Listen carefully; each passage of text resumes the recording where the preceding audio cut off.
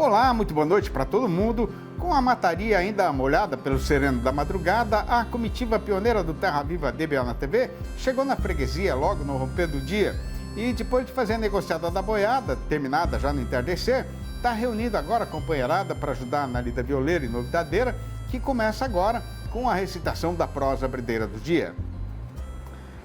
A morte ainda não foi oficialmente anunciada, mas a gente aqui já pode dar sabedência e confirmar, sem medo de errar, do triste e melancólico falecimento, aos 24 anos da sua complicada existência, do falado, sonhado e nunca realizado acordo de liberação comercial entre o Mercosul e a União Europeia. O caso foi de morte matada, provocada diretamente por um discurso do senhor presidente da França na semana passada. Mas, conforme já é fato conhecido dos companheiros e companheiras fazendeiros brasileiros, a verdade verdadeira é que o falecido já estava padecendo de grave inanição desde a época da sua criação. Aliás, nos dois lados do mar-oceano, tem gente que jura de pé junto que o defunto em questão já tinha nascido morto mesmo, por causa do abismo profundo que separa as ambições e intenções dos seus países genitores e criadores.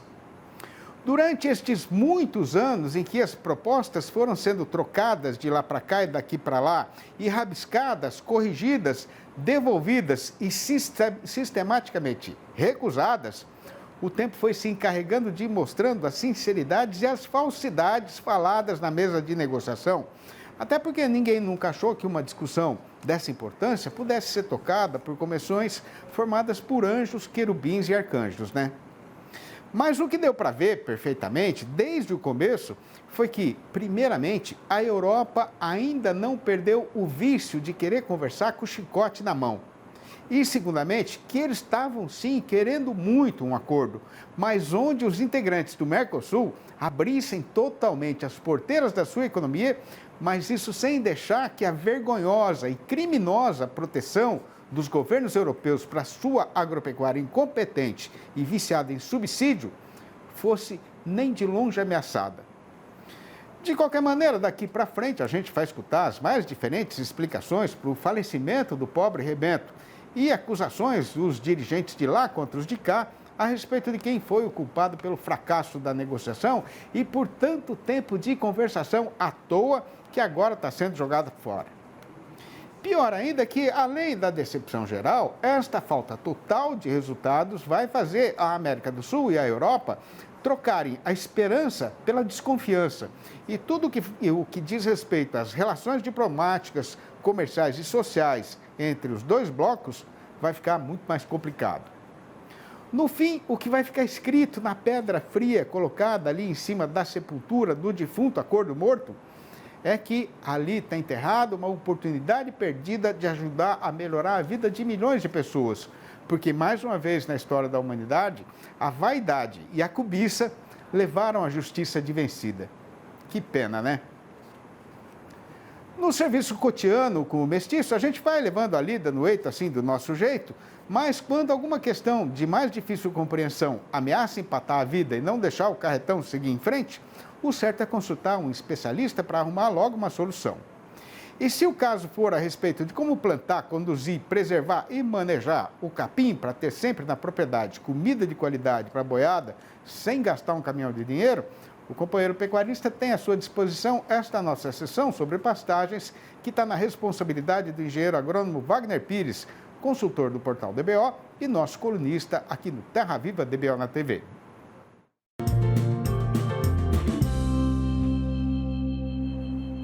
E o assunto escolhido para a prosa de hoje é como controlar as pragas e aumentar a taxa de lotação do pasto. Confira. Olá, amigos. Wagner Pires em mais um De Olho no Campo. E eu me encontro agora no meio do Brasil. Eu estou no estado do Tocantins, na região de Gurupi.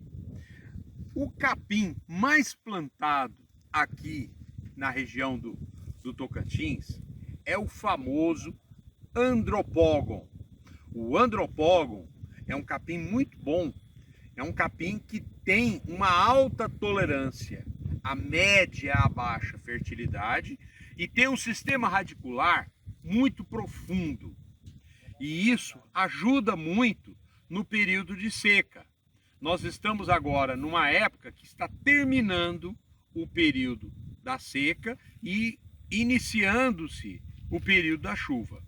O Andropógon é o primeiro capim a explotar, a explodir o seu crescimento e permitir pastejo do gado.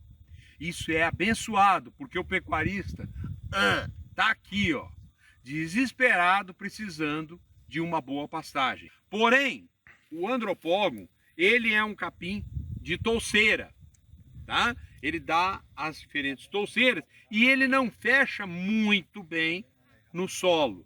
Então, acaba ficando a terra fica exposta. E ele acaba permitindo o quê? O surgimento de pragas, de plantas daninhas. Por exemplo, essa aqui é uma cagaita, uma praga dura, tá? Uma praga que tem a folha dela, a gente chama de praga dura, a planta que tem uma praga, uma folha mais coriácea, mais dura, de entrar o herbicida para matar a planta. Aqui do outro lado eu tenho a canjiquinha e aqui eu tenho uma planta com espinho. A planta com espinho, o gado não gosta muito de comer, porque ele vai chegar próximo a ela e ele se fere. E isso começa a fazer com que o gado não venha consumir essas plantas aqui. Então, normalmente, no entorno das plantas que tem espinho, sobra capim. E longe, o capim é super pastejado pelo gado. Quando você tem uma pastagem com muitas plantas daninhas, como essa aqui, é fundamental que o pecuarista invista em herbicida para realizar o devido controle das plantas daninhas. Os caminhos para você fazer uma intensificação da pastagem.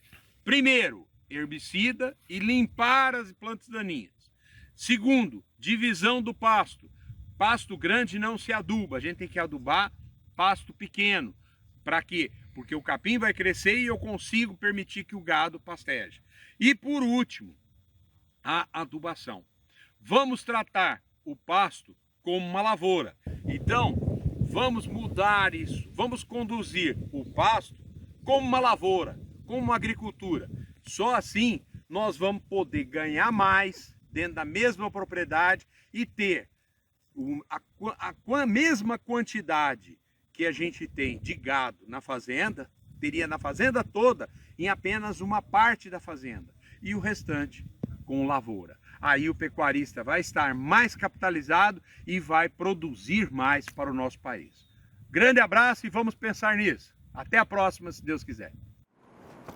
A gente vai encostar a montaria aqui um pouquinho só para o bairro tostado molhar o focinho na pileta, mas não vai demorar nada e é já que o serviço será recomeçado. Aguarde.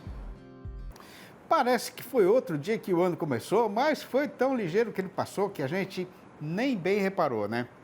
Pois então, estando o 23 já chegado nas suas horas derradeiras, a presente ocasião agora é boa para começar a passar na peneira o caso acontecido na nossa Praça Boiadeira e também para esticar a vista um pouco mais para frente para assuntar o rumo que será tomado pelo mercado pecuário depois da virada do calendário. Aí, sendo esta uma empreitada que exige competências e sabedências próprias dos especialistas, a gente pediu mais uma vez a ajuda preciosa do engenheiro agrônomo Alcides Torres, o Scott, diretor e analista da Scott Consultoria, que vai participar da nossa entrevista do dia falando ao vivo pelo computador, diretamente da cidade paulista de Bebedouro, que para o viajante não fica assim tão distante, indo daqui por uma estrada chamada Rodovia dos Bandeirantes, que passa logo ali bem rente da minha própria morada. Boa noite, seu Scott. Mais uma vez, é uma grande satisfação ter novamente a sua presença internética no nosso arranchamento eletrônico. Seja muito bem-vindo e faça o favor de ficar à vontade, porque aqui você é da família e isso faz tempo, né? Ô, Sidney, muito obrigado e obrigado pelo convite mais uma vez. É sempre bom bater um papo com você. Sempre é muito instrutivo conversarmos aqui. Ô, Scott, olhando para o recente aumento do movimento no balcão do açougue, qual é a explicação para a atual animação do consumidor brasileiro, hein? Ué, tá com mais dinheiro no bolso, é simples assim, tá? Já recebeu uma parte do 13º salário em novembro, né? E bonificação, essas coisas todas. Essa época do ano sempre é um ano melhor, sempre é um período melhor de consumo de carne bovina, viu, Cid? Mas ó, o segredo é ter mais dinheiro no bolso. Sempre, né, Scott? Agora, ô Scott, vocês aí acabam de publicar, né? Um índice econômico que eu achei muito interessante, que é a comparação entre o valor do salário mínimo e o preço da picanha, né? Como é que está hoje esse índice e qual foi a sua evolução aí nesses anos recentemente passados, Scott?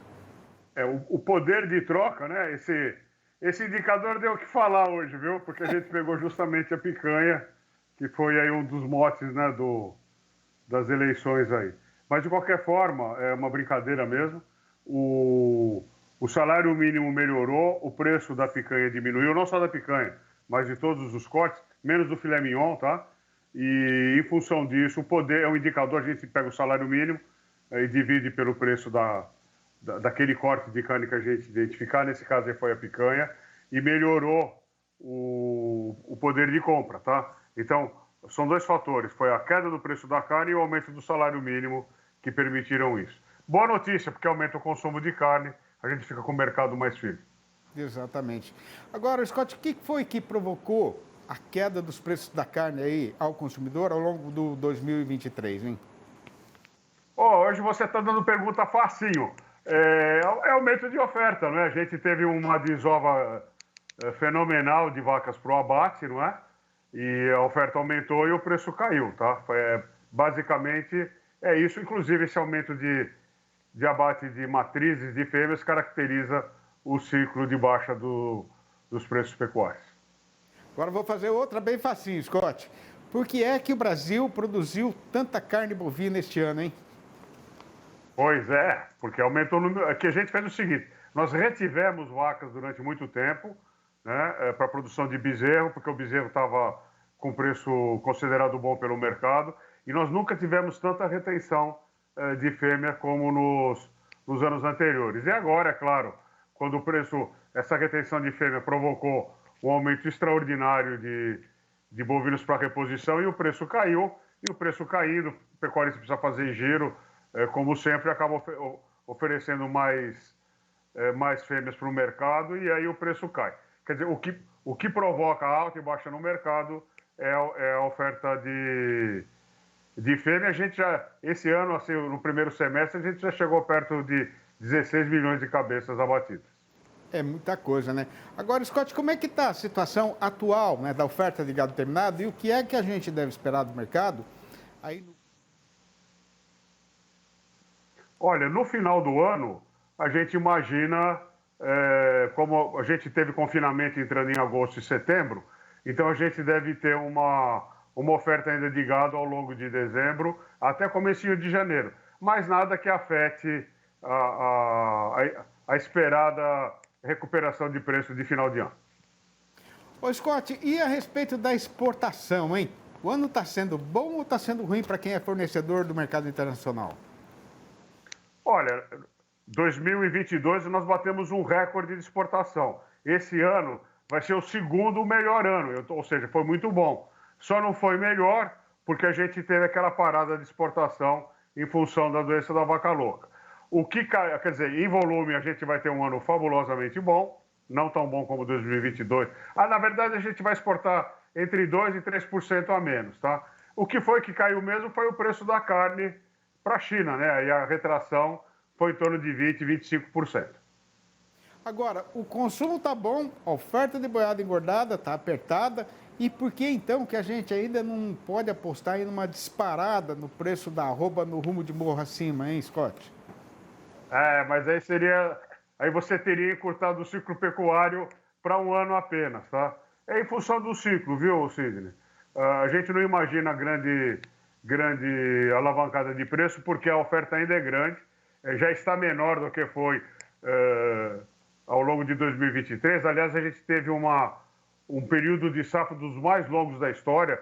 O preço só mudou mesmo em setembro, outubro, tá? E é por isso que o preço não melhora de maneira exuberante para o pecuarista, tá?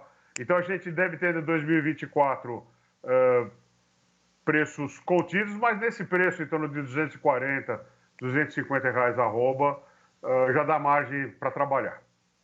Muito bom, seu Scott. Acho que a gente conversa ainda mais uma vez antes do final do ano, né? Em todo caso, já deixo para você os meus cumprimentos, o nosso agradecimento profundo aí pela grande colaboração aí de vocês aqui com o nosso Terra Viva DBO na TV e com o nosso canal Terra Viva. Muito obrigado, Scott. Sempre é uma grande alegria essa nossa parceria. Abração para você e para toda a turma boa aí da consultoria e até a próxima. Até a próxima, se Deus quiser. Estamos sempre à disposição. É sempre bom conversar com vocês, do DBO, a revista DBO, e também do pessoal do Terra Viva. A honra é toda nossa, viu, Sidney? E, é claro, falar com você, né, que é uma pessoa especial. Muito obrigado. Muito obrigado, Scott. Grande abraço, até a próxima. Até a próxima. Pela própria natureza dos animais e pelos sinais que a gente está acostumado a ver no gado, é certeza que a boiada está começando a ficar cansada, sendo então esta hora recomendada para se fazer mais uma parada ligeira, deixando para a parte derradeira da função o destrinchamento e o comentário dos acontecimentos no mercado do boi gordo, cujo noticiário tem a seguinte manchete anunciadeira. Com o povo animado de novo nos preparativos das festas natalinas, o aumento do movimento no balcão do açougue está sendo um indicativo de que este ano o trabalhador brasileiro, enfim, vai ter dinheiro para poder fazer a mesa de acordo com a sua preferência, que é pela carne bovina. É já que a gente vai voltar, só aguardar.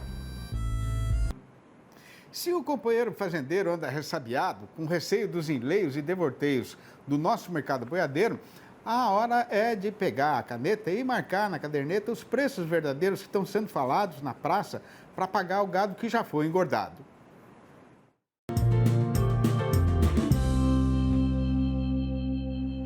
Pois o que tem para ser contado é que, enquanto o companheiro boiadeiro lidava, pelejava e corria para dar conta desse tanto de serviço no trato e na mantença do mestiço, o tempo, que está sempre caçando o jeito de ser ainda mais ligeiro, aprendia a voar, quem diria, né? Pois o resultado foi que, quando a gente viu, o derradeiro mês do 2023 já está estreado, entrado e andado no calendário, e no Brasil inteiro o povo já está, outra vez, agarrado nos preparativos da grande festa natalina e da comemoração do Ano Novo, de novo, né?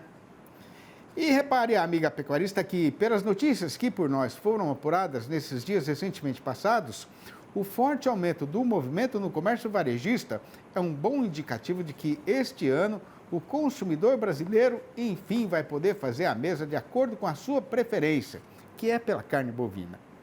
Aí, com o trabalhador podendo passar no açougue com maior frequência, depois de receber o salário mensal e o 13º, na câmara fria do distribuidor atacadista, o estoque de mercadoria está demonstrando já um ligeiro esmagrecimento, carecendo, então, de reposição. Aí a questão agora é que o dono do frigorífico está enfrentando grande dificuldade para fazer o fornecimento. E a explicação, que já é do perfeito conhecimento dos companheiros e companheiras fazendeiros, é o encurtamento na oferta de gado terminado no país inteiro. Conforme tem sido falado aqui de assim e outro também, a boiada engordada na segunda rodada da temporada atual do confinamento foi menor do que seria o normal. E, além disso, como qualquer criança de roça sabe bem, nesta época do ano ninguém tem boi de capim, até porque a estiagem está atrasando ainda mais a recuperação da pastagem. Ainda a respeito da demanda, a previsão dos especialistas continua sendo otimista, não só aqui para o nosso mercado caseiro, mas também lá no estrangeiro, especialmente depois do excelente resultado do mês passado, que foi o melhor novembro da história, falando do volume embarcado, né? Pena que o preço ainda não apresentou uma grande melhora, muito embora a toada da queda já tenha sido bastante amansada. Juntando tudo, o resultado foi que, com o consumo aumentando e a oferta de gado encurtando, a nossa praça boiadeira continuou embicada na subida da ribanceira. No balanço do dia, foram apuradas mudanças nas cotações em 8 das 32 regiões pesquisadas regularmente pelo pessoal da Scott Consultoria em todo o Brasil. E, novamente, a arroba subiu em todas estas praças consideradas. A lista das arribadas agora foi encabeçada por Belo Horizonte, a capital das Minas Gerais, onde a alta foi geral, com o boi indo para R$ 225 e a vaca para R$ 215, a prazo e ainda para descontar o fundo rural. No norte do estado, o macho foi reajustado igualmente para R$ 225. Em Campo Grande, a capital de Mato Grosso do Sul, o boi já está custando R$ 230 e a vaca R$ 215. Em Dourados, a fêmea pulou também para R$ 215. No sudoeste de Mato Grosso, o macho já não sai mais por menos do que R$ 210. No oeste do Maranhão, o boi foi para R$ 220 e a vaca para R$ 205. Em Paragominas, no Pará, os preços novos são R$ 228 para o macho e R$ 220 para a fêmea. E em Redenção, o boi melhorou para R$ 207 e a vaca para R$ 192. Hoje cedo, andando ali pelo baixio do rio, de novo eu senti frio, mas desta vez eu tive medo do andamento do tempo e esse sentimento apertou meu coração, porque só então eu me dei conta de que mais um ano se passou e nada mudou, na lida nem na minha vida. Ah, mas ainda há de chegar o dia em que eu vou adquirir a coragem requerida para mudar o rumo dessa viagem. Vou sair aqui desse fundo de sertão e ganhar o mundo. Eu quero me libertar para poder aprender a voar. Esta prosinha rimada que acabou de ser recitada é uma das mais de 800 que eu já escrevi na minha lida versejadeira e depois foram selecionadas para serem publicadas nos 4 livros da minha série Versinhos de Caipira, que estão correndo chão no sertão já faz um bom pedaço de tempo, levados pela mão dos companheiros e companheiras, boiadeiros ou não, do país inteiro. É leitura recomendada para quem traz no coração o apreço pela tradição e pela verdadeira cultura sertaneja brasileira. E para saber como fazer para comprar um exemplar ou logo a coleção inteira, o amigo e a amiga que também estão carregando esta bandeira podem ligar diretamente para mim no telefone 11 98 224 1807. Repetindo, 11 98 224 1807. Ou mandar um e-mail para sidneymastico@uol.com.br ou ainda achar meu nome lá no Facebook. E tendo sempre muito gosto e satisfação de cumprir a nossa obrigação nesse serviço de levar informação de qualidade para todo o povo do sertão e também para quem mora na cidade, a gente dá por encerrada mais esta jornada, deixando a promessa firme de voltar com Terra Viva DBO na TV amanhã às 6 horas e às 8h30 da manhã e depois às 7h25 da noite. Um abraço para todo mundo e até lá então.